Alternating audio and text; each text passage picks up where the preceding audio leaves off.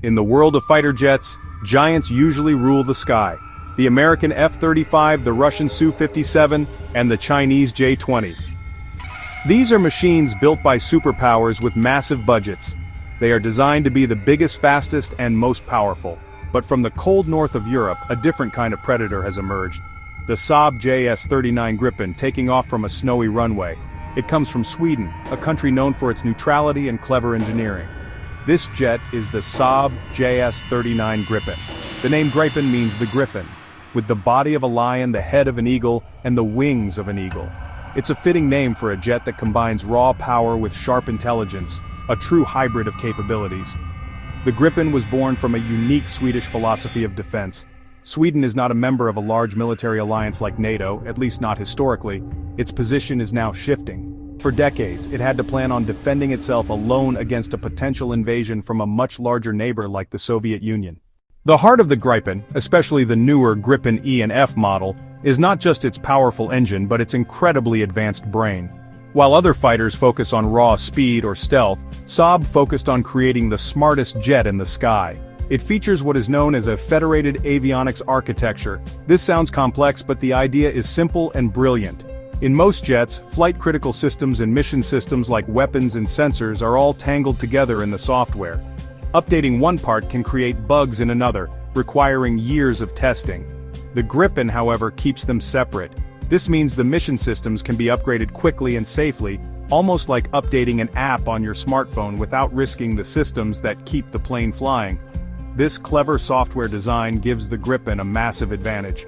While owners of other advanced jets might wait a decade for a significant software upgrade, Gripen operators can receive new capabilities in months.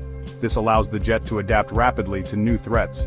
If a new enemy radar or missile appears, Saab can develop and deploy a countermeasure much faster than its competitors. This makes the Gripen a constantly evolving platform, always staying at the cutting edge.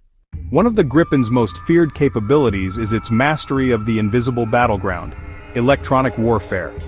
In modern air combat, a pilot is more likely to be defeated by an enemy sensor or a missile they never saw than by an enemy plane in a classic dogfight. The Gripen was designed with this reality in mind. The new Gripen E has a highly sophisticated and fully integrated electronic warfare suite. It's not a pod that's bolted on as an afterthought. It's woven into the very fabric of the aircraft. This system is designed to act as a digital shield, detecting, identifying, and jamming enemy radars and incoming missiles with incredible speed and precision. The Gripen E's electronic warfare system is like having a ghost in the machine. It can create false targets on enemy radar screens, making it seem like the Gripen is somewhere it isn't. It can blind the guidance systems of incoming missiles, causing them to miss. This ability to manipulate the electromagnetic spectrum is a superpower in modern warfare. While stealth fighters like the F-35 try to be invisible to radar, the Gripen takes a different approach. It assumes it will be detected. When you place the Gripen next to the top fighters from the United States, Russia, and China, it might seem like an underdog. The American F-35 Lightning II is a stealth marvel, designed to be nearly invisible to radar. The Russian Su-57 Felon is a super maneuverable beast built for air dominance. The Chinese J-20 Mighty Dragon is a long-range stealth interceptor. These are all large twin-engine jets.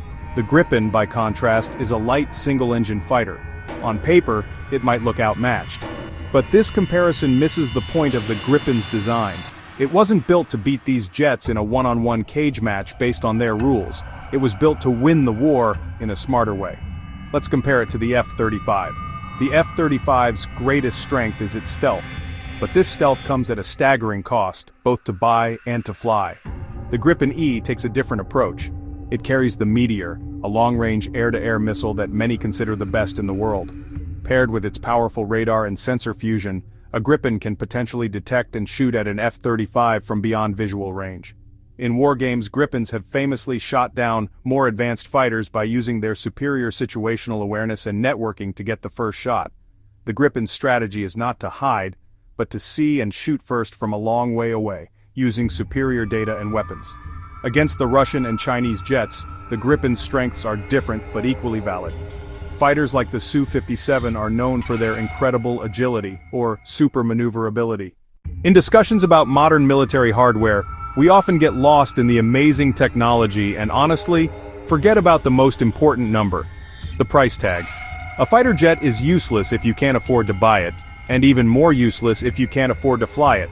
This is where the Gripen truly shines and, presents a major challenge to the established order. The purchase price of a new Gripen E is estimated to be around $85 million. While that is a lot of money, it is significantly less than the F-35, which can cost well over $100 million per jet, depending on the variant and package. This means a country could potentially buy 3 Gripens for the price of 2 F-35s. But the purchase price is only the beginning of the story. The real killer for Air Force budgets is the operational cost, the cost per hour to fly the jet. This includes fuel, maintenance, spare parts, and personnel. The Gripen was designed from the start to be cheap to operate.